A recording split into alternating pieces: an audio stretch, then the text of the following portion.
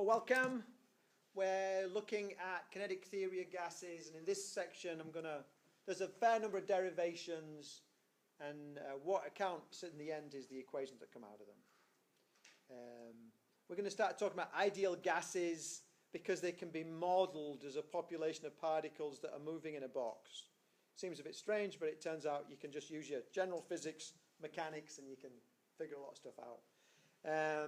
Gas pressure of an ideal gas is proportional to the number of particles occupying unit volume and the average kinetic energy per particle. That's some insight that came out of doing a mathematical model. Gas temperature is proportional to the average kinetic energy per particle. That's where we're going to kind of show where that comes from. At a given temperature, a gas can store a set amount of energy per degree of freedom. And we'll talk about what that means. Basically, it means how many dimensions do you have for your volume? And then can the gas spin or vibrate?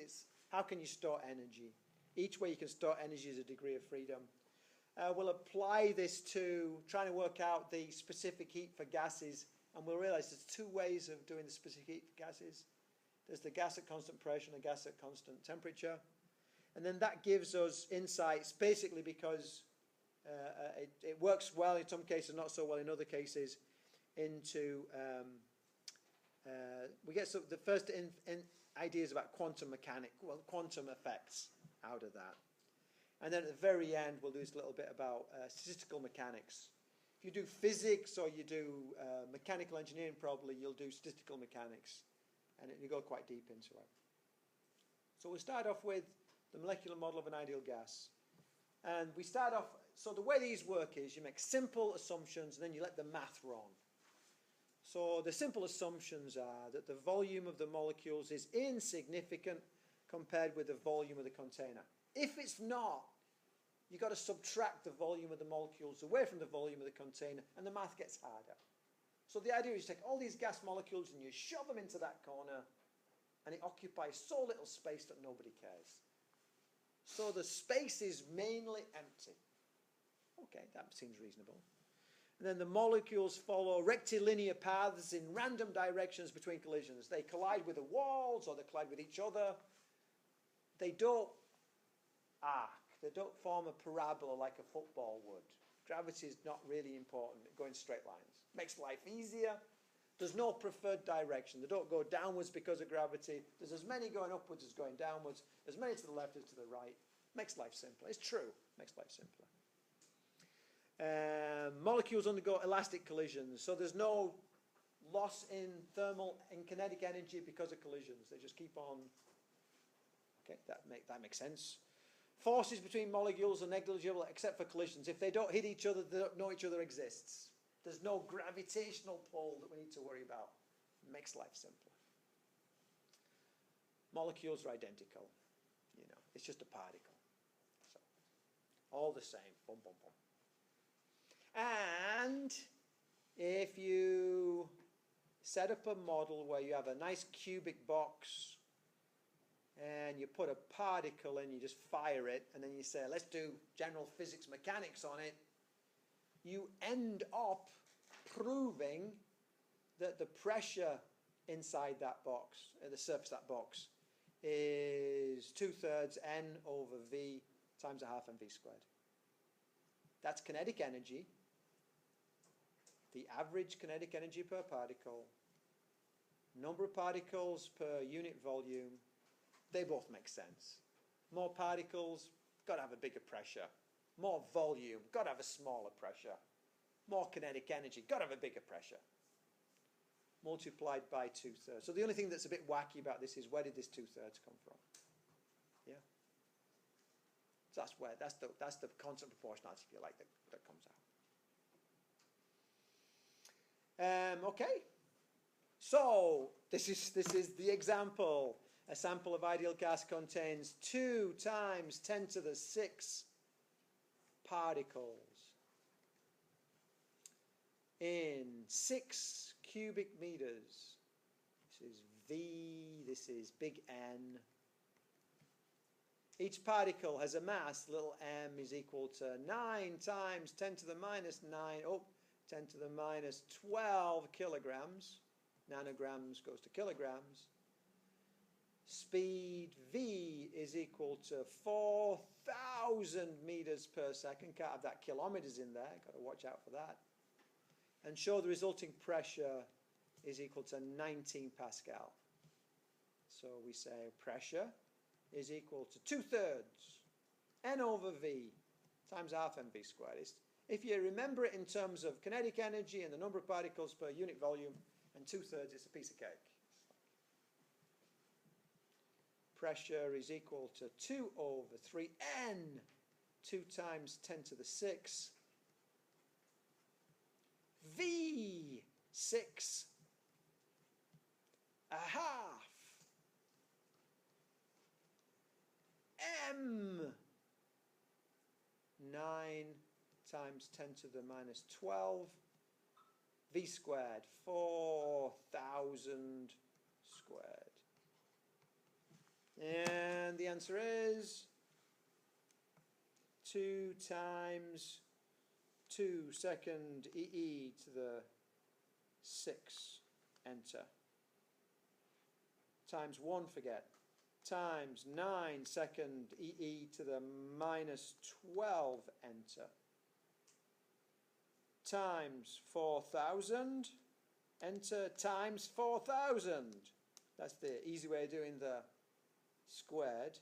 Divided by 3, enter, divided by 6, enter, divided by 2, enter. 1.6. Oh, sorry, no. Yeah, I'm getting 1.6. Bad day. So let me just double check on that. 2 times 2 second e to the 6. Yeah. Times 9 second e to the minus 9. And, minus 12. Clear. Yeah, I'm slipping down. 2 times 2 second e to the 6. Enter. Times 9 second e to the minus 12, enter, times 4,000, enter, times 4,000, enter. That's 4,000 squared. Divided by 3, enter, divided by 6, enter, divided by 2, enter. I'm getting 16. Let's just. So that's the answer 16 then, yeah. Okay, that's good. If me and you got it, then it's done, because it's. I was just giving you a speech about, even these long problems can be worked out if you just work through them steadily. I got the answer wrong. Let's. Pride always comes before a fall. This is 16 Pascal.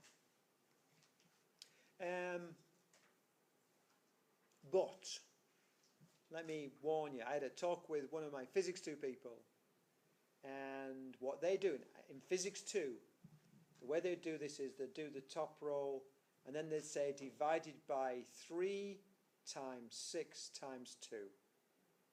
And that's not going to work. Because what it was 3 pi. They said divided by 3 pi. And the calculator thinks you mean by that divide by 3 multiplied by pi. And you mean divide by 3 pi. So you've got to use parentheses, so watch out for that. We had this philosophical discussion about why a calculator error is more significant than a numerical error. You say 5 times 6 equals 35. It's not, it's equal 30. So that's a mental arithmetic problem.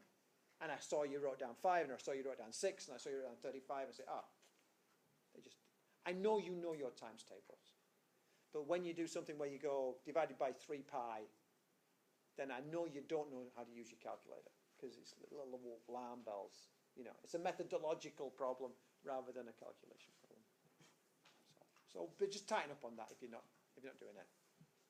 Where does all that come from? Here. And you can work through this at your leisure. But basically what you do is you take a mass of a particle going in some arbitrary direction, and you work out its x component of velocity. How do you work it out? You just put in Vx, You figure it out. And you go, my change in momentum is equal to my final momentum minus my initial momentum. So we're looking at this collision at the front surface, and we go minus v m times vx minus plus m times vx, because it goes positive direction, negative direction, and that equals minus 2m times vx. And then we use the impulse momentum theorem. Force times duration is equal to my change in momentum. This is a really clever bit. So the pressure is caused by individual strikes. You know, it's not constant pushing. It's individual strikes of gas molecules. Agreed? That's where your pressure comes from. Your balloon skin is held out because the gas molecules hit it. They don't just push. They hit and bounce back and hit and bounce back, yeah? Pressure is really like a drum beat, yeah? So how long is it in contact? On average, it doesn't matter how long the contact is. What matters is the time from the beginning of the first hit to the beginning of the second hit. It's not just how long it's in contact, it's averaged, means, oh, it's the effect is from the beginning of the first to the beginning of the second. And that's not obvious, it wasn't obvious to me, that you can time average that out. And so the time is not the time of contact. This time interval here is the time between when it hits and when it hits again. Boom, boom. And I can work that out because I know the velocity and I know the distance. So I work that out, and that's where that 2d over vx comes from. And then what I'm doing is I say, well, I know the force on the wall in letter terms, and I know pressure is force per unit. Oh, so then I can generalize this force into all the different components, all the different particles, divided by the total number of particles. I can take that into account, and so I have this force generalized in the x direction, and then I can say, well, the x is just like the y is just like the z, so I can take all into account, and there's no preferred value, so x is the same as y is the same as z, so then that's where my 3 comes in, because there's 3 axes, and then I know that pressure equals force per unit area, so I get this volume comes in, and so I end up with, and then the final little bit to do. So there's the mathematical answer, and the final little bit is from an educational point of view. It's very insightful to say, oh look, that looks like kinetic energy. It's not, it's mv squared. But if we called it half mv squared, then we'd call it kinetic energy. And that means we've got to if we're going to divide by 2, we've got to multiply by 2 there. So it's 2/3 times the number of particles per volume multiplied by the average kinetic energy. And that's the teaching bit. That's getting the right answer. But that's the insightful bit. So it's very, very nicely done. You don't have to be able to do any of that. You just have to be able to use that equation. Okay. If PV equals NKBT, and P is equal to 2/3 N over V times half mv squared, put them equal to each other, and you get that temperature is equal to 2 over 3 kb times a half mv squared. The temperature is a measure of the average kinetic energy per particle. That's the proof of that thing we've been saying, a couple of chapters. Temperature is a measure of the average kinetic energy per particle. That's the insight. That's where it comes from.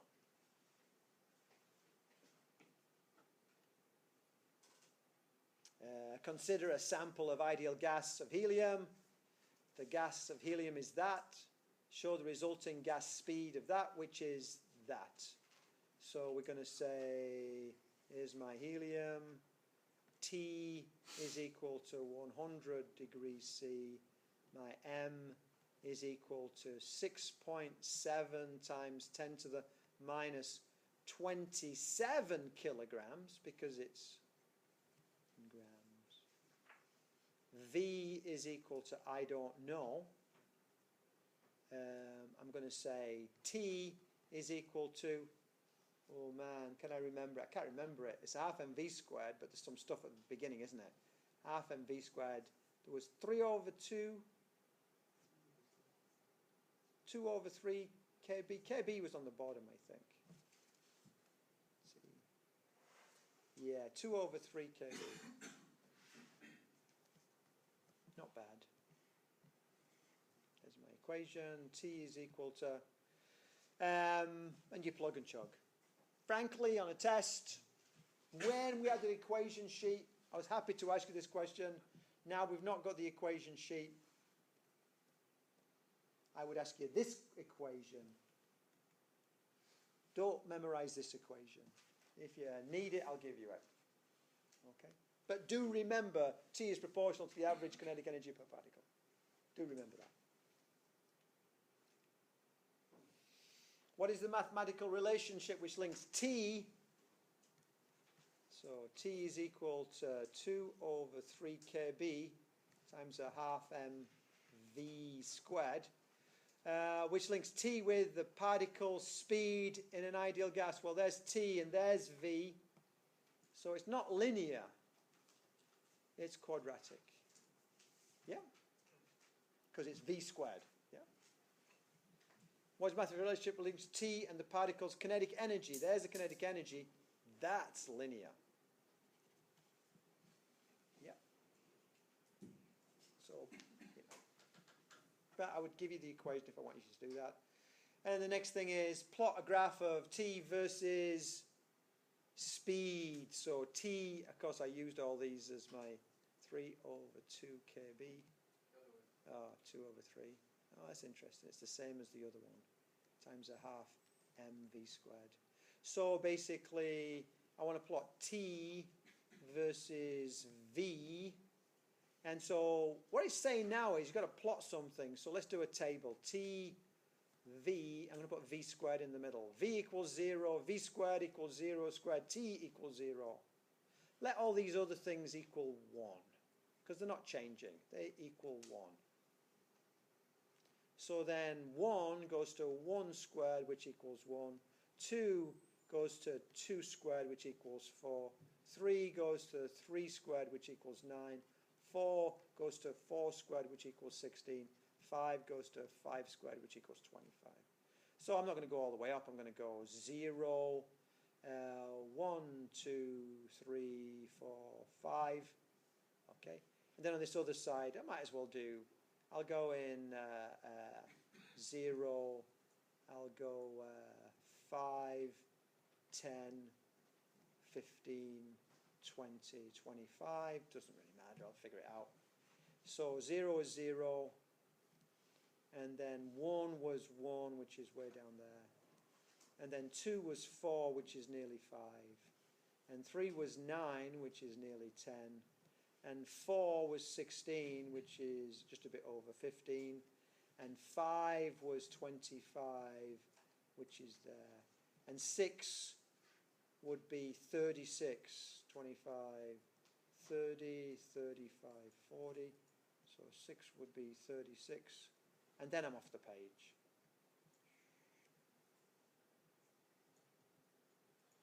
That's the skill I'm heading towards. We've done picking out the trace. It'd be nice if we get to the next stage where you actually get able to plot a graph. People freak out because they say, what numbers shall I use? And I say, I don't care. You just use some numbers. But what numbers do I use? I don't care. You got to figure it out. Because frankly, in engineering, they don't give you the numbers. No. Engineering is not, in the field, engineering is not just doing problems from the back of the book. It's deciding what's important, what's not important, and figuring stuff out. So there's a step towards it. Equipartition. Okay. What does it state? It states that in terms of energy storage, you can store. So what we said was, we said T is equal 2 over 3 kb times a half mv squared. Well, that's kinetic energy. Rearrange it. My energy is equal to 3 kb. My oh, I can't do that, over 2. My energy, there's my energy, is equal to times T. 3 over 2 kb times T. Okay?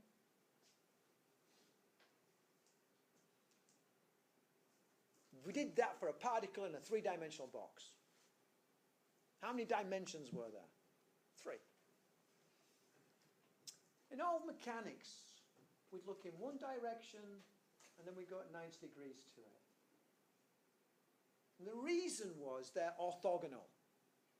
They are independent. What I do in my x position does not change my y position. If they were like that, what I did in my x would change my y. If they weren't at 90 degrees, when you change one, you've got to change the other. But here, what I do in this, imagine a particle. If I move it in that direction, I'm not moving it in that direction because they're at 90 degrees. So orthogonal axes are really interesting because they're independent of each other. I got a certain amount of energy. I got 3 independent axes of motion. The energy comes from the motion. I have 3 independent axes of motion. Oh, each axis can be thought of as storing a third of this. So I have energy per axis is equal to a third of this, which is a half kb times T. Equipartition. Each axis is just as important. 3 axes, 3 bits. So we kind of learn, oh, you want to know how much energy you can store in this gas? A half kBt times the number of degrees of freedom. Now, hold on, can you ever have less than 3 degrees of freedom? Yeah, you could actually take little particles like ball bearings and put them on a table so they can't go up and down, they can only go in that direction. You have 2 independent axes, you can work out how much energy you store, and man, it's the right answer. You could have particles on a trough, so they've only got 1 degree of freedom. You work out how much energy you can store, it's the right answer. So you can actually have less than 3 degrees of freedom in the physical world. Not with a gas so easily, but certainly with particles in a box you can. Okay, so we have this mantra, energy equals a half kBt per degree of freedom. And so we play with it. So this is equipartition of energy. Show that a particle of monatomic gas, that just means 1 atom, contains that amount of energy at 100 degrees K. So we say energy is equal to, what do we say? A half kBt per degree freedom.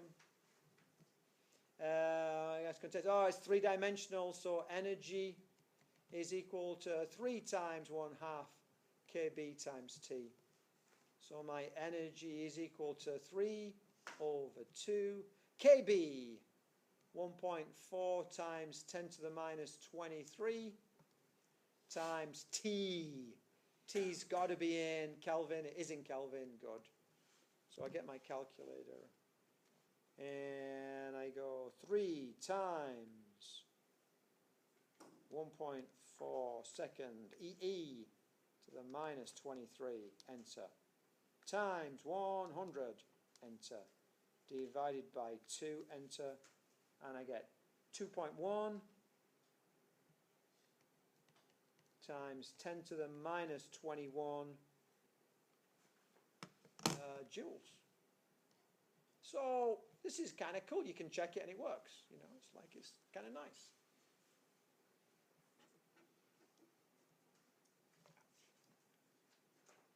How much energy does a particle of monatomic gas have at 50 degrees Kelvin? At degree C, all you got to do is got to change it to Kelvin. Yeah, you got to change it to Kelvin. Now, we're going to play with this a bit. We're going to use this insight. Conceptually, if I take a gas in a can, so conceptually, remind me, what's the basic definition of kinetic energy, of specific heat? Actually, let's stop there. It's just got me thinking.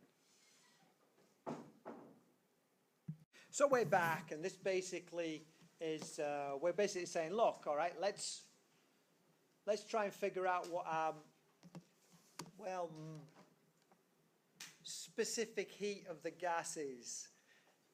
It's just easier to talk about gases in terms of moles rather than kilograms.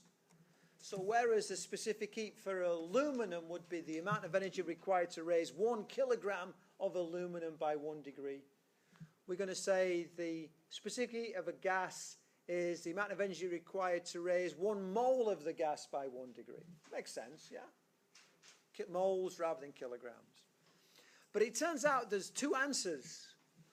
You see, if I take that gas, that mole of gas, and I put it in a can and don't allow it to expand, then I will get 1 value. It'll take so much energy to raise that temperature by 1 degree. But if I put that same amount of gas, that mole of gas, in a syringe, which can expand and compress and contrast, if it keeps the same pressure, then as I heat it up, as I put energy in, not only do I change the temperature, but I also change the volume, because it's at constant pressure. And that change in volume at constant pressure is doing work. So in the case of the enclosed can, I don't allow any work to be done. And so all my energy goes into changing the temperature.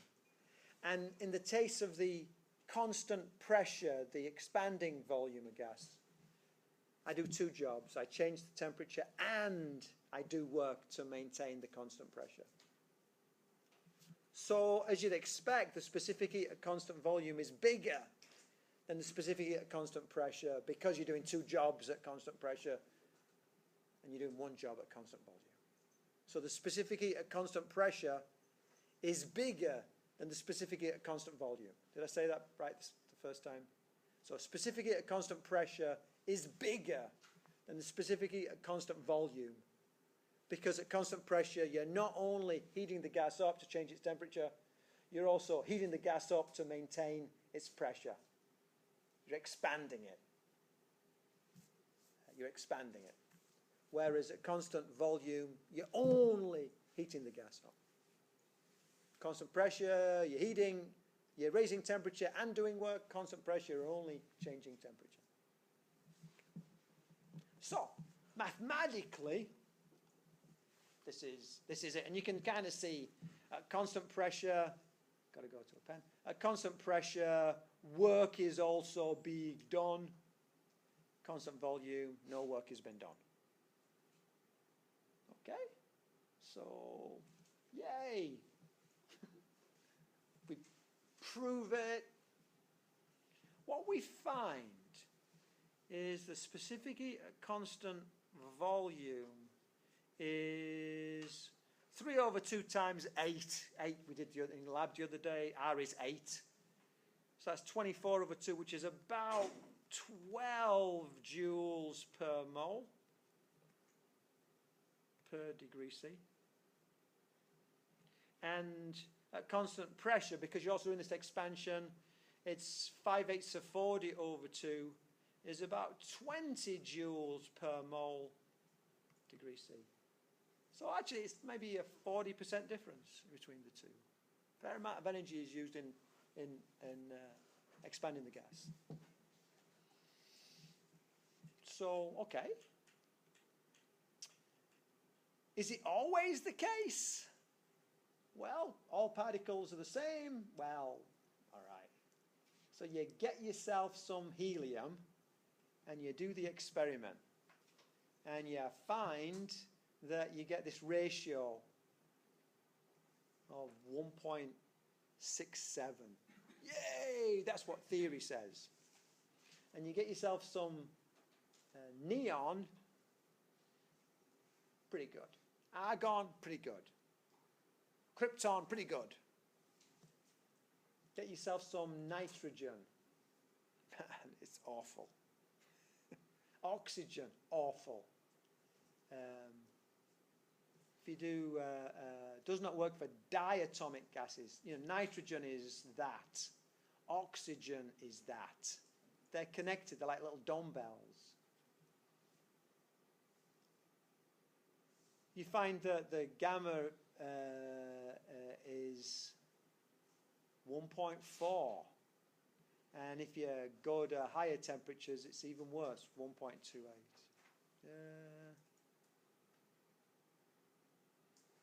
Interesting, okay. So you find you get various shades of failure for the diatomic gases. And what people realize is because we only consider a particle in a box and we only consider translational motion. But when we get a dumbbell, we can have rotational ways of storing energy. And we also can have vibrational ways of storing energy.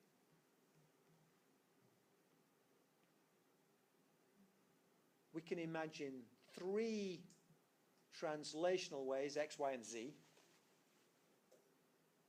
We can imagine 3 rotational ways. I'm going to come back to why it says 2. We can imagine vibrational, KEPE. Yeah? Why only 2 when we can get 3? I rotate along one axis, clearly has a value. Yeah? Moment of inertia is big, clearly has a value. You can store energy by rotating this. I clearly has a value. No value. You know, no value. All the matter is along the axis. No value. So there's 3. So 3 in theory, 2 in practice, because one of them. Now, supposing it's not lined up, it doesn't matter. It's still going to be an axis where you get a bit less X, a bit less Y, a bit less Z. It adds up to 2 degrees of freedom. What I can't justify, and maybe a chemist can, I need to talk to my chemistry friends, but what I can't justify is why every degree of freedom, be it translational, vibrational, or rotational, still has the same amount of energy storage capability. I don't get that. I get it for translational, we worked it out, but I don't get it for, why not less for rotational? There's two degrees of freedom that count, but why is it still a half kBT? I don't get that, I don't know, but it is. And so we end up with this where we imagine, yeah, there's translation in X, translation in Y, translation in Z, rotation about X, rotation about Y, rotation about Z. Assume one of them equals 0, doesn't matter which one. And then kinetic energy and vibrational energy. I'd like you to be able to, first of all, know that specifically at constant pressure is bigger than specifically at constant volume. I'd like you to know, and why, work. I'd like you to be able to talk about how many degrees of freedom there are for a monatomic gas. There's 3. I'd like you to be able to tell me how many degrees of freedom there are for a diatomic gas. There's 8 in principle, 7 in practice. I'd like you to be able to delineate, name them somehow, you know, translation X, translation Y, translation Z. The weird thing is that when you do this experiment, what you find for a diatomic gas, what you find is that you get one behavior at low temperature, and then you get another behavior at the mid temperatures, and you get a third behavior at the high temperatures. The specific heat is changing. And the reason for that is very interesting. You're storing less energy at low temperature, and that's because it's only trans. All you can do at low temperatures is stimulate translational energy storage. When you go to the mid temperatures, you have trans plus rotation. It's only at the high temperatures when you get trans plus rotation plus vibration modes. So your ratio, your gamma ratio, depends upon which temperature regime you're in. And this is kind of interesting. This is the first time we've seen an all or nothing physics. You either get it or you don't. You can't have a little bit. I can have a little bit of velocity I can have a little bit of height. I can have a little bit of temperature. But now I'm saying it's either going to be this value or that value. You can't be in between. Well, not much in between. Turns out the graph is a bit curvier than I'm drawing it. But it's going from this one position to this other position. And this is the first indication that physics can be quantized. That you either have something or you don't. Or it's got this value but not that value. But not in between. One value or another but not in between. And so this was quite startling. This was in fact, so the story goes, I don't know if it was about this, but the story goes that back in the day, maybe 150, 200 years ago, maybe 150, 200 years ago, there was a student went to a university professor and said he wanted to become a physicist, and the professor told him not to waste his life, that all the big stuff had been discovered, and all that was left was playing around in the margins, just sorting out a few problems, because it was all classical. And then they started seeing stuff like this, and they're going, how do you explain this? I mean, imagine all the physics that's come after that. I mean, just, atomic physics, and it's just amazing what's come after that. So it's a very ironic thing to say, oh, it's all been done. Just when you think it's all been done, you realize it's not all been done. So this was, from our point of view, just know it exists. Know that at low temperatures, that means, this is 100 Kelvin. At low temperatures, you'd have 3 degrees of freedom. At room temperature, you'd have 5 degrees of freedom. At thousands of degrees, you'd have 7 degrees of freedom. Boom, boom, boom. Yeah. So know that, yeah? In practice, how many degrees of freedom does a monatomic gas have at very high temperature? How many degrees of freedom? Monatomic gas. 3. What about the temperature? Who cares? It does not matter. That's just a complete red herring to kind of catch you out. In practice, how many degrees of freedom does a diatomic gas have at very low temperature? Very low temperature. It goes 3, room temperature 5, high temperature 7. And in practice, how many degrees of freedom does a diatomic gas have at room temperature? 5.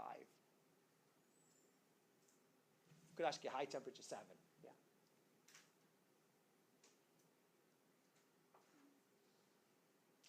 So from that section, what do I need you to know? I need you to know that there's a difference between the specific heat at constant pressure and the specific heat at constant volume for a gas. I need you to know that specific heat at constant pressure is greater. And the reason is that at constant pressure, the heat is doing 2 jobs. It's changing the temperature and it's expanding the gas. It's doing work on the gas. I need you to know that for monatomic gases, there are only 3 degrees of freedom, the translational. For a diatomic gas, there are in principle 8, but in practice 7 possible degrees of freedom. Translational, rotational, vibrational. I need you to know there's 3 rotations, but one of them goes away. I need you to know that this comes quantized. So for monatomic gas, you've only got 3 degrees of freedom at any temperature.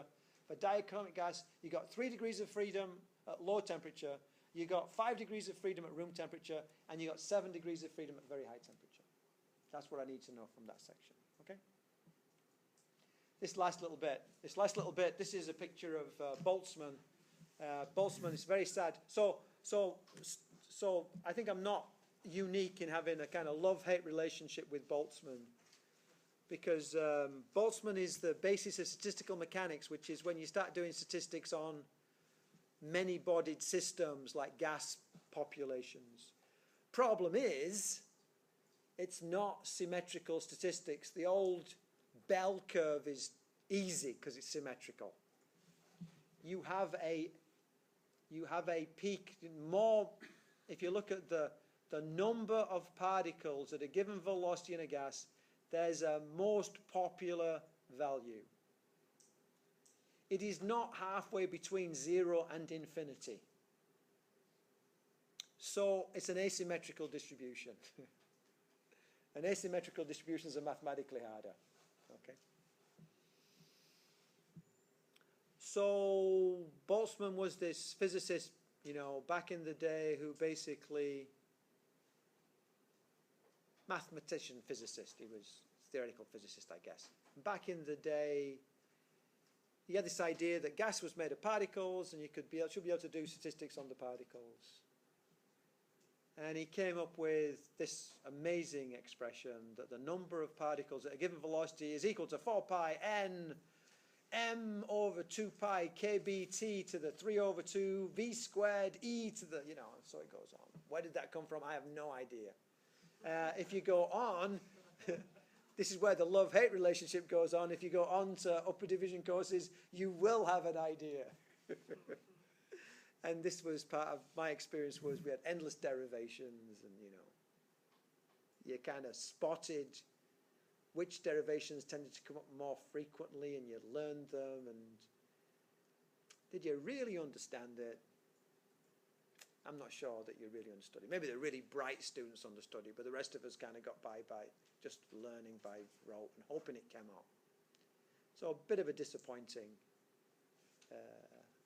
experience. Many people kind of turned around and said they had to go back as a graduate student and relearn the undergraduate stuff properly, because it just comes too fast and there's too much of it. If you want to work out the number at given energy, you can figure that out.